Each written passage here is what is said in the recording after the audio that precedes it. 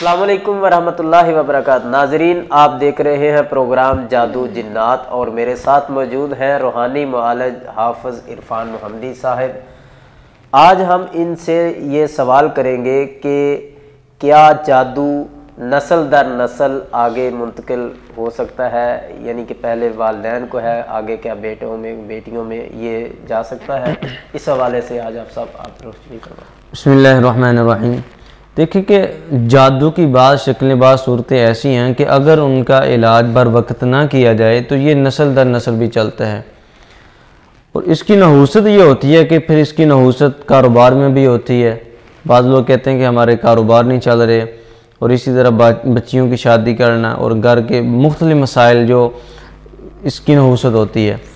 تو اگر ہم شریعت اسلامیہ کو فالو کریں تو یہ مسائل ہمارے ساتھ پیش ہی نہ ہوں۔ اب دیکھیں کہ اسلم تسلیم جو اسلام میں آ جاتا ہے وہ سلامتی میں آ جاتا ہے۔ تو بعض دیکھنے میں آتا ہے کہ اکثر اوقات جب ہمارے پاس چھوٹے بچے آتے ہیں تو ہم ان کا علاج شروع کرتے ہیں تو وہ والدین بچے کا علاج کروانے آتے ہیں، لیکن جب ہم علاج کرتے ہیں تو پتہ چلتا ہے کہ یہ مسئلہ اصل میں اس کی والدہ کو تھا۔ ابھی چند دن پہلے میرے پاس کچھ مریض آئے تو علاج کے لیے اپنے بیٹے کو لے کے آئے۔ جب میں نے علاج شروع کیا، دم کیا، اب علاج میں بیٹے کا علاج کر رہا تھا، دم کے دوران اس کی والدہ میں حاضری ہو جاتی ہے۔ تو یعنی کہ اس کی والدہ کو مسئلہ تھا، پھر آگے وہی مسئلہ اس کی اولاد میں منتقل ہو گیا۔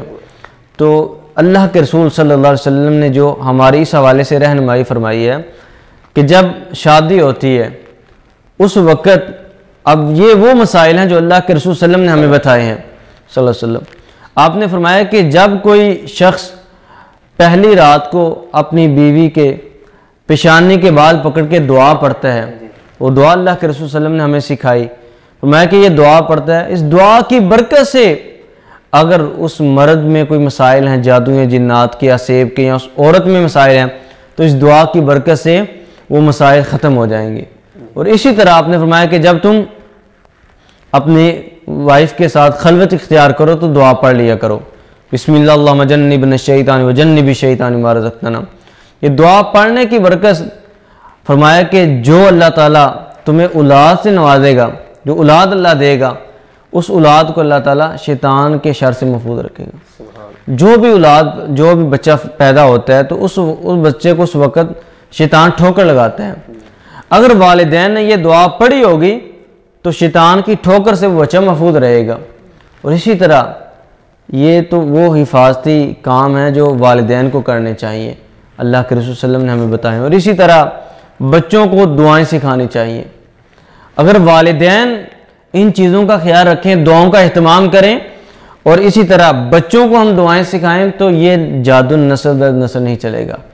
صحابہ کرام رضوان اللہ مجمعین کہتے ہیں کہ ہمارے بچے جب بھی کوئی بولنے کے قابل ہوتے تو سب سے پہلے ہم ان کو یہ دعا سکھاتے، اعوذ بکلمات اللہ التامات من غضبہ وعقابہ وشر عبادہ ومن حمزات الشیاطین ان یحضرون۔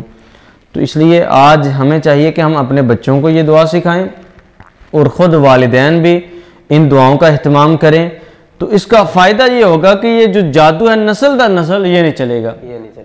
آج بھی میرے پاس کچھ پیشنٹ آئے تو وہ بتا رہے تھے کہ ہماری دادی کو مسئلہ تھا، دادی بھی ان کے ساتھ آئی ہوئی تھی، پھر آگے اولاد میں، پھر آگے ان کی اولاد میں، تیسری نسل میں یعنی کہ جادو چل رہا تھا۔